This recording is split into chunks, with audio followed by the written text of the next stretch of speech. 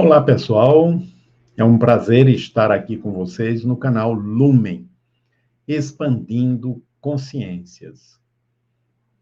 Por que será que uma parcela grande, enorme realmente da população mundial vive tão perturbada com os próprios pensamentos?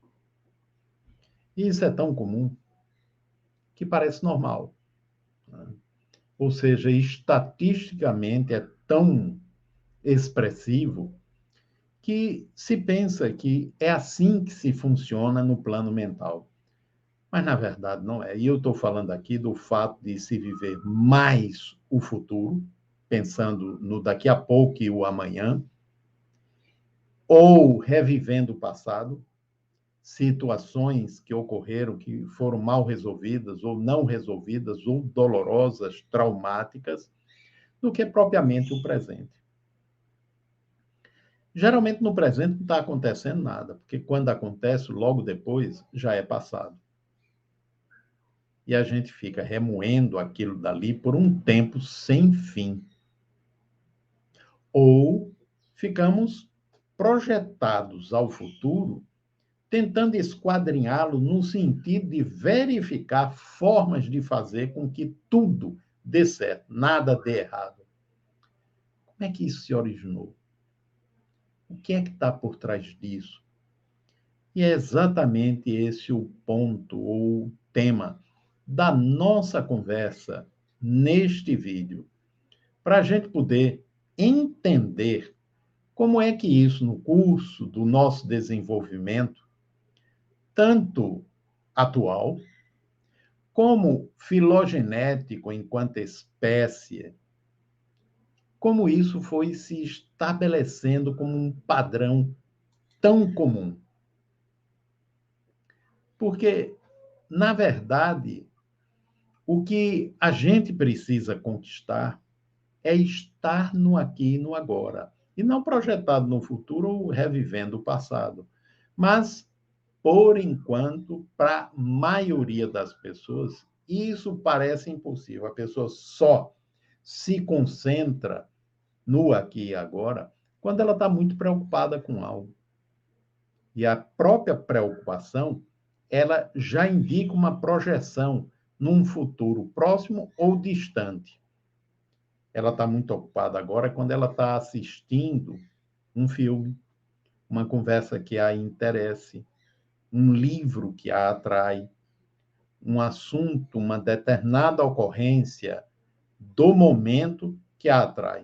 Aí ela fica no agora. Logo depois, ela já começa a elocubrar, ou no passado ou no futuro. Então, isso realmente é o mais comum.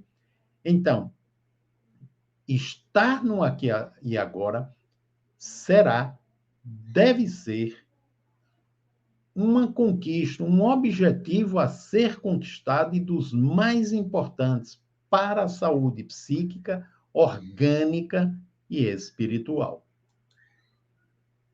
Mas por que é que vivemos mais no passado e no futuro, deslocados no tempo? E é assim que a gente vive, deslocado no tempo e no espaço também, porque não é só tempo e espaço. Quando a gente se desloca no tempo, a gente cria uma imagem mental daquele tempo do futuro, ou a gente recorda um local, uma situação específica em um determinado local do passado. Então, o deslocamento é no tempo e no espaço, e a gente deixa de estar no local onde a gente se encontra agora. Então, o passado, que geralmente é muito pesado, denso e às vezes amargo, porque aquilo que foi bom, a gente não recorda muito, embora tenha pessoas que elas estão presas às situações boas do passado. E aí elas é como que se recusassem a viver o presente e somente desfrutando daquilo que foi bom. Obviamente, aquilo é uma ilusão e gera muito medo de lidar com o presente e com o futuro e, obviamente, sofrimento.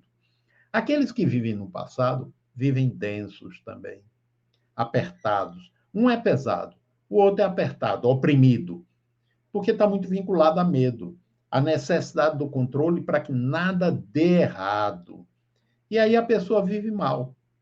Mas, como eu disse, é tão comum que a pessoa nem se dá tempo. Aquele mais vinculado ao passado está preso às situações, tenham sido boas ou desagradáveis. Né? Tem gente que fala, por exemplo, sobre o bullying que sofreu, uma situação traumática que ocorreu há 20, 30 anos atrás, 40 anos atrás, e é como se tivesse ocorrido ontem. Né? Obviamente que aqui eu não estou querendo menosprezar a situação, não estou querendo dizer que ela não foi grave ou que não foi dolorosa. O que eu estou querendo dizer é que, quando a gente sofre por algo que já passou, é porque a gente não está tendo habilidade suficiente para trabalhar com a memória.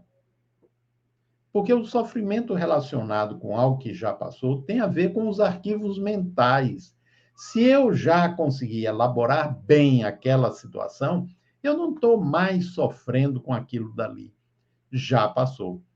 E da mesma forma, se eu tiver muito projetado ao futuro, eu vou estar sofrendo pela pressa, pela agonia que tudo dê certo, pelo desespero de não fracassar.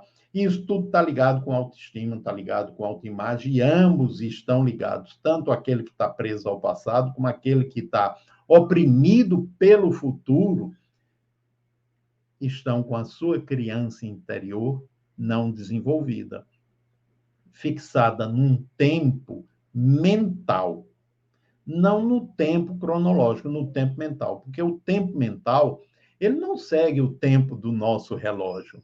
Né? Uma situação, uma ocorrência de 40 anos atrás, na nossa mente, se não foi resolvida, ela está recorrente, como se acontecesse agora, como se estivesse acontecendo agora, e não uma lembrança do passado antigo. E aí a pessoa sofre. Lembram dos filmes sobre os veteranos de guerra, os chamados neuróticos de guerra, que ele, num dado momento, uma determinada situação, disparava uma lembrança e ele se deslocava no tempo e no espaço, voltava para a selva do Vietnã, por exemplo, não é? E se tivesse armado, era capaz de matar pessoas próximas, crendo-as inimigas, né? Crendo-as vietnamitas. E isso ocorreu com vários, né, que mataram pessoas e terminaram sendo mortos, e, na verdade, eles estavam revivendo situações que eles viveram lá na guerra, mas deslocados e, portanto, naquela situação, enlouquecidos. Né, que a gente pode se deslocar no tempo de uma forma saudável ou de uma forma doentia.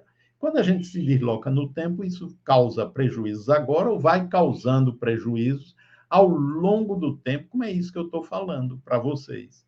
Mas como é que se originou esse comportamento? Né?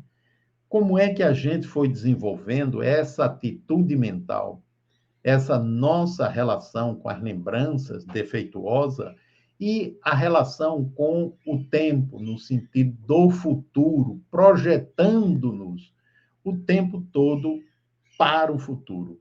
E como é que a gente foi aperfeiçoando esse mecanismo doentio? Porque, a bem da verdade, a gente foi aperfeiçoando ele. E aí é bom que a gente veja o seguinte, né? Isso tem a ver, primeiro, com filogênese, e é o que nós vamos conversar a seguir. E segundo, o ego, sempre o ego, né? Ele utiliza esse mecanismo e o fortalece para usá-lo como um tamponamento. O que é que eu estou querendo dizer com tamponamento? Mas, em primeiro lugar, ego, para aqueles que não estão bem familiarizados com esse termo, é uma instância do nosso psiquismo que é responsável, entre outras coisas, por aglutinar os elementos da memória que compõem a nossa personalidade, ou a consciência de nós mesmos, enquanto Gerardo, Isabel, Mauro, Alberto, etc., para que a gente saiba quem a gente é. Então, o ego aglutina esses elementos e a personalidade, ela é composta por esses elementos, ela permanece inalterável, evoluindo ou se aperfeiçoando, modificando-se de acordo com as experiências que a gente vamos vivendo. Né? Então, veja bem, o que é que eu estou falando como tamponamento? À medida que eu estou pensando muito, passado, né, futuro, em termos de preocupação ou de mágoas, ou aquilo que raiva por aquilo que eu deixei de fazer, por aquilo que eu fiz e não era para ter feito daquele jeito, ou que fizeram comigo, né, isso cria um estado de confusão mental que faz com que o ego ele desenvolva um isolamento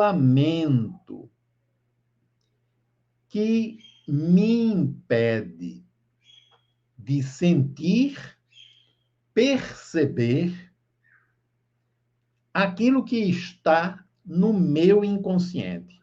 Então, um dos objetivos é fazer com que o ego seja o que ele é, essa camada de superfície. Né? Que eu continue acreditando, Gerardo, que eu sou somente isso, o Gerardo, mais nada.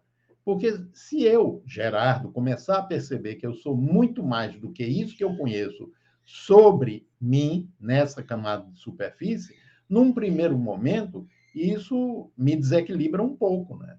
Me tira do prumo, né? Porque eu estou tão ciente, tão certo que eu sou só isso, quando eu percebo que eu sou muito mais do que isso, no primeiro momento isso dá um desbalanceamento.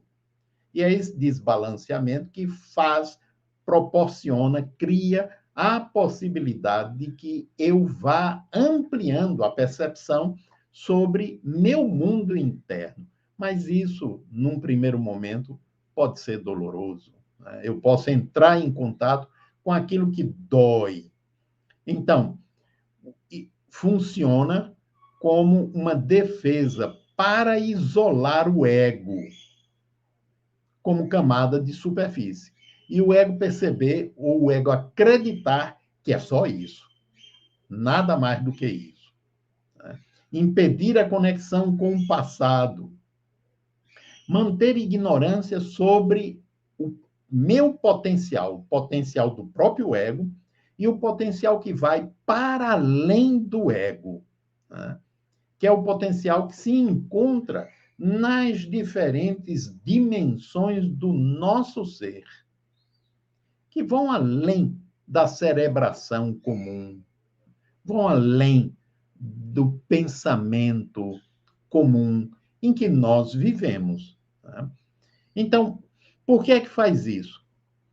Para manter-se na zona conhecida. Né? Isso tem a ver com a filogênese, que a gente vai conversar já já. Né? Então, eu me mantendo na zona conhecida, enquanto ego, eu me sinto mais seguro. Só que isso gera medo, porque, obviamente, tem uma parte do ego, e essa parte é inconsciente, que sabe que é muito mais do que aquilo que a parte consciente percebe. E as defesas, elas são criadas exatamente por essa porção inconsciente do ego, para manter o isolamento, né? E não sair dessa posição conhecida que lhe é confortável, mesmo que muitas vezes não esteja boa. Né? Então, esse tamponamento, ele funciona como uma defesa para impedir a conexão com o passado, e não é só o passado próximo, infância, é um passado mais remoto, né? Porque a nossa consciência era muito mais ampla do que aquilo que até hoje, digamos, a ciência psíquica estabeleceu, e as pesquisas, os estudos estão apontando para essa amplitude bem maior. Então, manter a ignorância sobre esse potencial e, ao mesmo tempo, manter-se na zona segura. E aí vamos entrar um pouquinho na questão da filogênese. O que é filogênese? A filogênese é o estudo do processo evolutivo que começa ou que iniciou lá nos oceanos primitivos, quando os elementos sofreram inorgânicos, materiais, sofreram modificação devido ao que se pensa às condições ambientais daquele período e passaram a se transformar em elementos orgânicos que depois, se aglutinando, formou-se a primeira célula. Óbvio que isso é uma coisa, é um geralzão tremendo e a ciência ainda não sabe direito como é que foi esse início, né? E aí é uma briga entre os criacionistas, porque acredito que Deus disse, crie-se o homem, crie-se todos os seres vivos, e os evolucionistas que acreditam que foi pelo processo da evolução. A meu ver, não tem discrepância nenhuma entre criacionismo e evolucionismo, porque, a meu ver, e aí, gente, é uma percepção minha, né? Uma percepção minha, uma inteligência suprema, um design supremo, ele pode muito bem, pelo próprio processo evolutivo, né, ele ter ir originando todas as formas de vida que nós conhecemos hoje aqui no planeta Terra, assim como nesse universo imenso que está por aí afora, onde muito provavelmente a ciência e os cientistas já o admitem, né, deve haver bilhões de outros mundos, com outras humanidades, talvez em muitos deles muito diferentes de nós, da nossa forma, assim como nós estamos habituados. Então, na origem filogenética, o que é que ocorria? Vamos imaginar os primórdios, as primeiras células lá nos oceanos. Elas se alimentavam absorvendo do próprio oceano aquilo que necessitavam, os elementos nutritivos para se manterem vivas. Depois foram surgindo os seres mais complexos, né, como as colônias, né, que a gente conhece como os corais, etc., etc., né, que já são agrupamentos de células organizadas de forma a interagirem em benefício da coletividade. E, a partir daí, formando corpos mais complexos e os primeiros animais ou animálculos, né, lá nos primórdios. E aí diz a ciência, né, que até ali, então, os seres vivos se alimentavam sem a predação, ou seja, um não se alimentava necessariamente do outro, mas daquilo que absorviam dos oceanos primitivos. Até que alguns desses seres começaram a formar os primórdios de uma boca. E, a partir daí, surgem os predadores. E isso deve ter ocorrido, segundo a ciência, há uns 2 bilhões de anos atrás. A partir daí, predadores, daí por diante, luta para se manter vivo. E o desenvolvimento de estratégias para se manter vivo. Os predadores para conseguir o jantar, né? Os outros para não se transformarem no jantar dos primeiros. Então, para isso, eles tinham que mobilizar alguma coisa, os princípios daquilo que, no futuro, se transformariam no que chamamos de inteligência, estratégias. E aí o instinto, a carga instintual, que é uma forma primitiva, uma forma, digamos assim, né, inarticulada de inteligência, a palavra não está muito boa, mas foi a que me veio agora, né, de inteligência, foi se originando e se instalando em todos os seres vivos. Então, os predadores, quando sentiam fome, eles tinham que estar atentos, alertas, para selecionar as suas vítimas, aquelas que eles iriam abater para se alimentarem. E as vítimas, essas, tinham que permanecer alertas o tempo todo, porque a qualquer momento o predador surgiria. Vocês imaginem, milhões de anos, primeiro só nos oceanos. E depois, uma parte desses seres começaram a se aventurar pela Terra, o ambiente terrestre, né? E foram desenvolvendo pulmões, né? Membros, e migraram para a Terra. Mas o processo que existia nos oceanos continuou. Predadores, né? E aqueles que eram predados, que poderiam se transformar em alimento. E aí o estado de alerta permanece. O predador para conseguir o alimento, senão morre de fome. O outro para não se transformar no almoço ou no jantar do predador, para poder se manter vivo. Então, tensão, estado de alerta. Aí isso continua nos répteis, que foram os que surgiram primeiros, depois nos mamíferos, homens primitivos. Imagina os homens primitivos, né?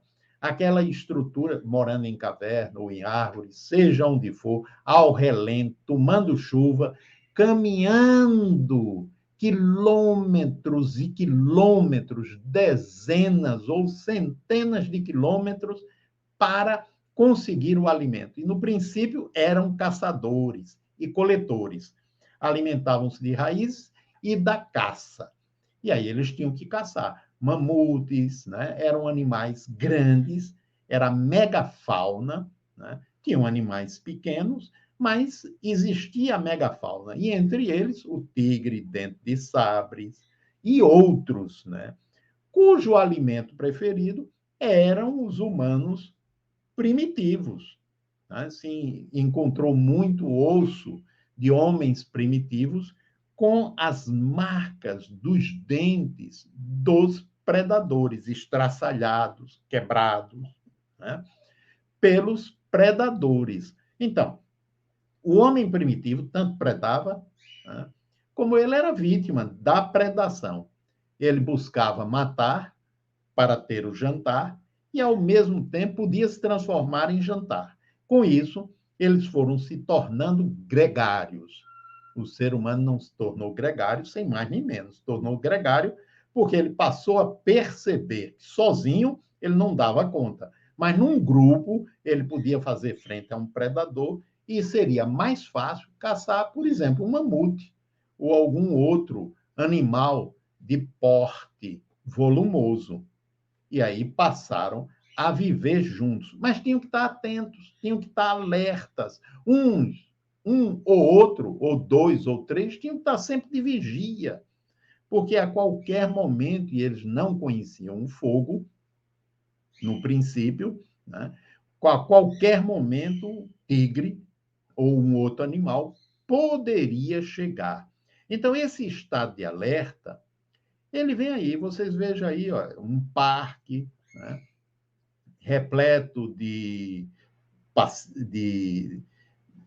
de passantes, né? Olha, esses seres aí curtindo a brisa, o sol, e ao mesmo tempo almoçando.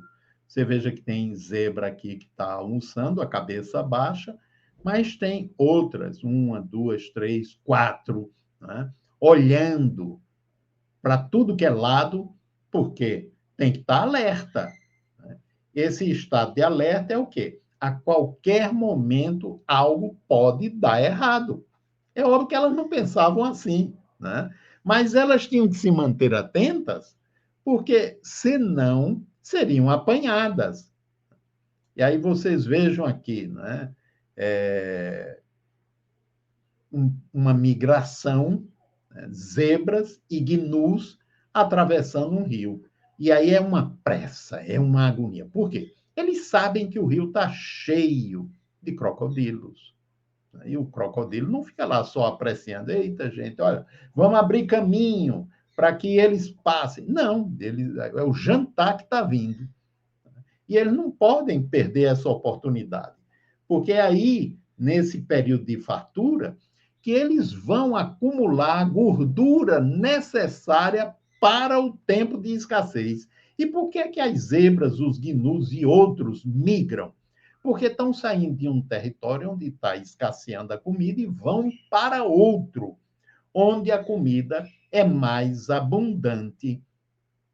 E na passagem, muitos predadores, obviamente, encontram, graças a essas migrações, onde milhares e milhares de animais, né, estão à disposição, à seleção deles, para que eles se alimentem também.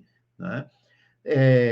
Eu estou rindo, não é porque isso seja divertido, não. Quando a gente assiste o documentário, fica com pena do gnu e da zebra, né? Mas o leão precisa se alimentar, o guepardo precisa se alimentar, todos eles precisam se alimentar e se alimentam uns dos outros. Aí uma DR de um casal, né? Atenção também, né? Ou seja, estão discutindo e tentando acertar os ponteiros. E um grupo, né, de habitantes das savanas africanas, os suricates, aí atentos, alertas, olhando, né, observando. Vocês aqui só estão vendo eles olhando em outra direção, em uma só direção, mas tem outros olhando para outras direções, né? Porque tanto pode vir pelo ar, pode vir pela terra, ou pode vir rastejando. Então, eles têm que estar atentos para não serem apanhados. E aqui outros suricates, né?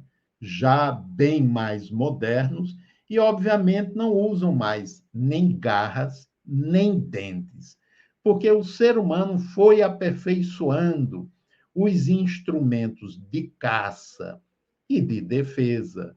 E aí foram utilizando, assim como os animais fazem, para ampliar os seus territórios, conquistar cidades vizinhas, e nessas conquistas pilhavam alimentos e bens e mulheres. Não sei se vocês sabem, mas era comum nessas guerras da antiguidade, eles matavam os homens, as crianças, os idosos e levavam as mulheres, né, para servirem a eles. E muitos acasalavam com essas mulheres. Era uma prática da antiguidade, ou seja, algo bastante primitivo, né, que, de certa forma, ainda está inserido no homem atual. O que é que fazia um grupo desse quando invadia uma outra localidade? Se eles não levassem as mulheres, estupravam, violentavam todas elas. Isso era uma forma de humilhar o adversário, deixando no ventre das mulheres filhos deles. Né? Não somente isso, mas o próprio ato seria uma humilhação. Né? É por isso que a gente usa termos que são relativos ao ato sexual também para ofender o outro. Vem desses mecanismos, porque o sexo era usado também para humilhar. E ainda hoje é, né? Quando a gente sabe da guerra aí que houve de separação na Tchecoslováquia, né? Na Iugoslávia, o terror que foi aplicado às mulheres, né? É algo impensável para os dias atuais, mas ainda ocorre. Por que ocorre? Porque a fera, né, que já não tem mais as garras e os dentes afiados, utilizam outras armas, mas alguns mecanismos continuam os mesmos do passado. Vocês viram aquela foto dos gnus e das zebras atravessando um rio, Aqui é a maior encruzilhada, o maior cruzamento do mundo, que é Shibuya, em Tóquio, no Japão. Milhares de pessoas atravessando em diferentes direções, migrando, entre aspas, de um ponto para outro, cada um com sua pressa, cada um com sua agonia, né? E a maioria, a imensa maioria, sem saber direito para onde está indo, né? Apenas obedecendo, sem nem ter consciência disso, a carga instintual que ainda é muito forte. Bom, a gente viveu milênios, milhares e milhares de anos dessa forma. E a gente ainda continua vivendo assim. Mas há 2000 anos atrás, e é muito importante que a gente entenda isso, um camarada fora de série, altamente inteligente, ele chegou e disse: moçada, não é mais por aí. Eu vim ensinar outra forma de pensar, sentir e viver. E esse sujeito foi ele mesmo, Jesus, né?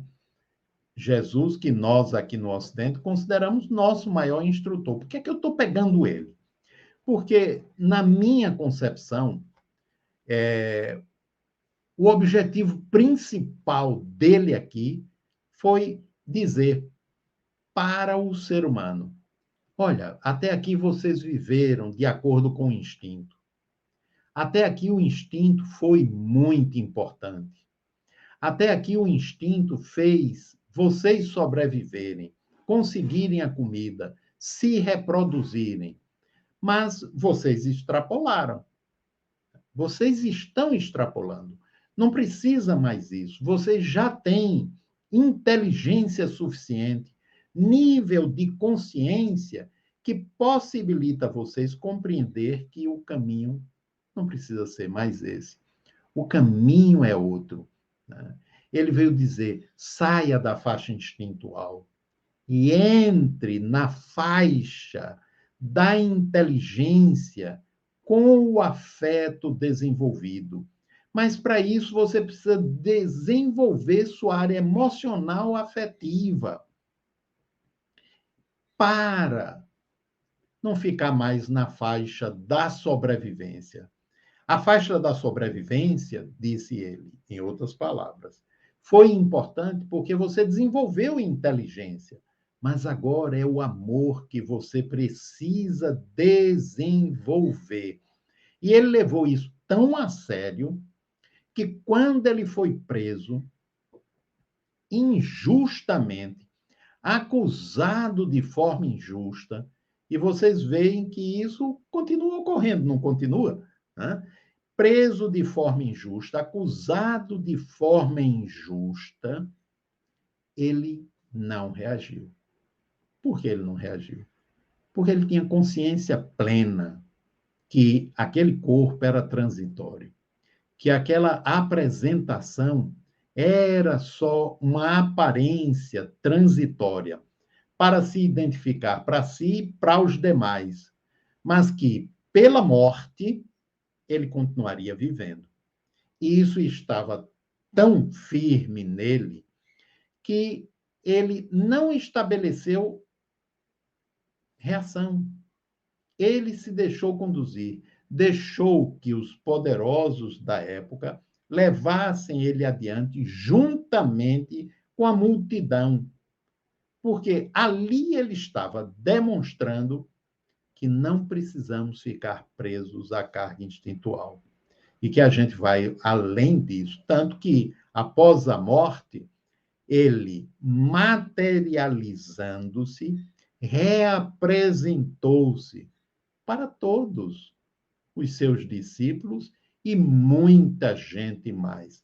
E deixou uma lição tão importante que dividiu a história do mundo ocidental, não é do mundo todo, gente, do mundo ocidental em duas, antes e depois dele, né, que hoje estão querendo tirar. Né, mas Ele dividiu isso, dividiu o tempo em antes e depois dele.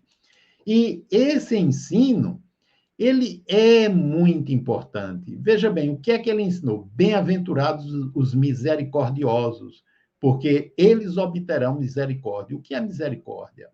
Misericórdia é a capacidade de empatizar com o outro, colocar-se no lugar do outro, para ir ao encontro do outro, auxiliando em seus sofrimentos e em suas necessidades. Ele diz também: não se preocupe com o amanhã, cuideis apenas do dia de hoje, né? Porque o dia de amanhã terá o seu próprio cuidado, né? Trate os outros como gostaria de ser tratado. Esta é a essência de tudo que é ensinado. Ame o seu próximo como a si mesmo.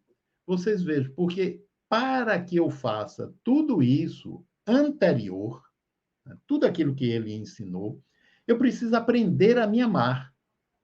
Eu aprender a me amar, eu tenho que tomar consciência que é um treinamento, um exercício no cotidiano, para que eu vá percebendo como eu funciono, e para isso eu tenho que acabar com o tamponamento, aquele tamponamento que eu falei logo no início, o tamponamento mental, ou seja, trazer, educar a minha mente para viver no aqui e no agora, aquietar a minha mente, serenar o coração, para que eu consiga me perceber com clareza no que eu tenho de bom, no que eu tenho de ruim, no que eu tenho de agradável e daquilo que eu não gosto mais em mim, e daquilo que está oculto em meu inconsciente. Porque aí, fazendo isso, eu estarei saindo dessa faixa de funcionamento, transitando da sobrevivência para a cooperação, transitando da violência, da agressividade para a mansidão, a paz, o amor a mim mesmo e ao próximo. Agora, veja bem o que é que ele disse. Como era inteligente, né? E como a percepção dele ia para além daquele tempo. E quando jejuardes, não vos mostreis contristados como os hipócritas, porque desfiguram os seus rostos, ou seja, querem que todo mundo perceba que eles estão jejuando, pois para que os homens, para que aos homens pareça que jejuam. Em verdade, eu vos digo que já receberam o seu galardão. Ou seja, se eu faço aquilo para que todo mundo perceba, se o povo percebe, eu já fui recompensado.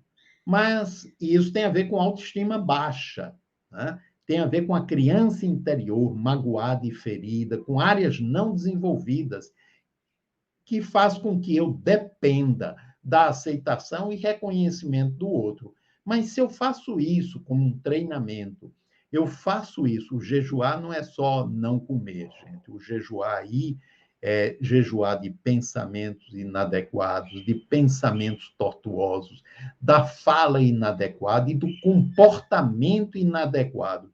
Se eu estou fazendo isso como um esforço no sentido de me autoeducar, e aprender a me amar, me acolhendo como eu estou, eu vou conquistando a recompensa. E qual é a recompensa? Eu vou me conhecendo cada vez mais e, através do autoconhecimento, eu vou mudando em mim o que precisa ser modificado. Mas o que é que atrapalha tanta gente? Uma coisa, uma instância que atrapalha muito, e eu já falei um pouco sobre ela, é exatamente essa que é o ego. O que é o ego? O ego é esse núcleo central da personalidade. O que é personalidade?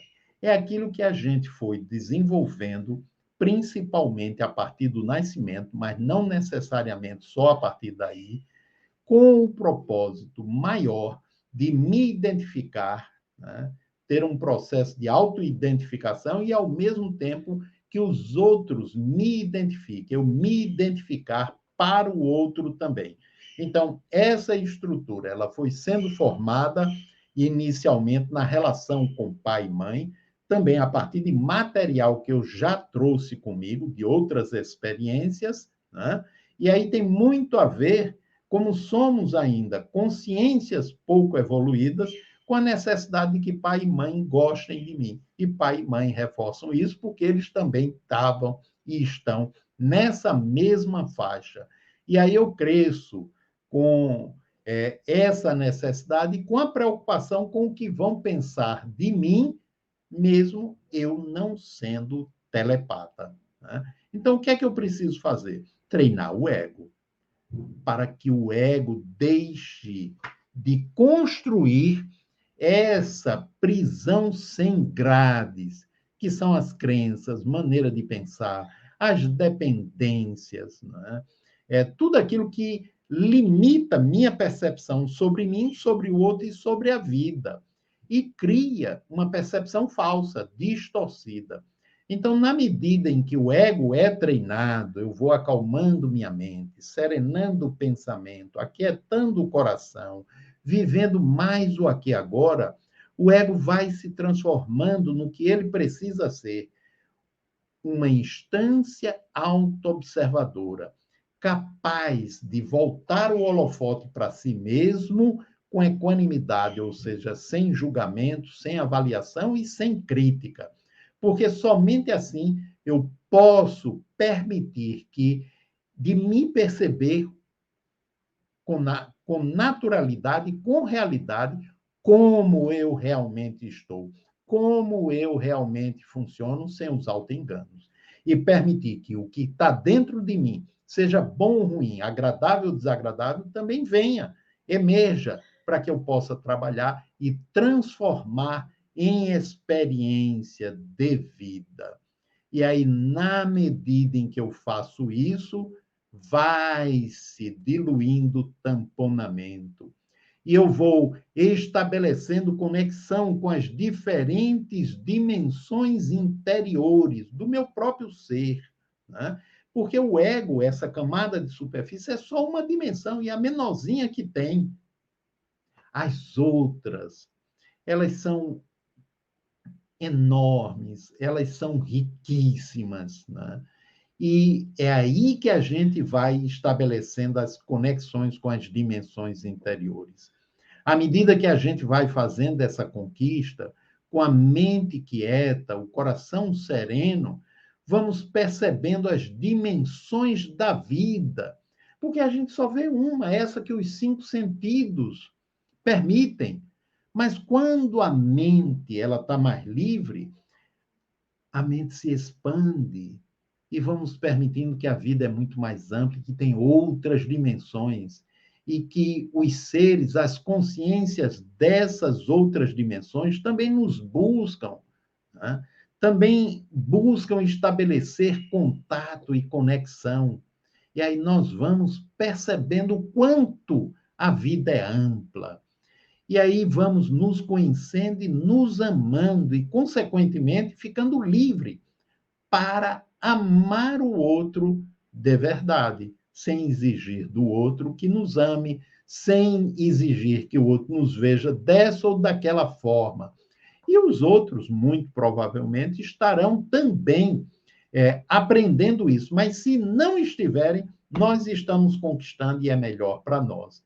E aí o ego vai se liberando das defesas que promovem o sofrimento. Boa parte dos nossos sofrimentos tem a ver com essas defesas do ego. E aí vamos nos tornando um ser livre realmente. Né? Livre para viver a vida como ela é. E estabelecendo, consequentemente, conexão com o nosso eu mais profundo, que aí não será mais somente a carga instintual. Inclui ela também, né? Mas vai para além disso. É toda a sabedoria interna, todo aprendizado realizado enquanto espécie, enquanto consciência, enquanto ser perfectível e evolutivo. E aí, quando estabelecemos essa conexão, certamente já estaremos também, através desta conexão com o eu mais profundo, o eu superior, com a essência, conectado com a totalidade do universo.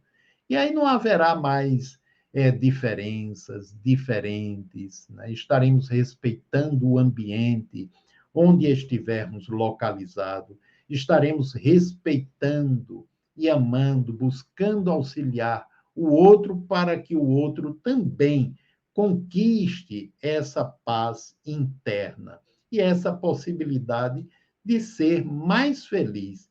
E estaremos, então, presentes, presentes, vivendo o estar e o ser presente.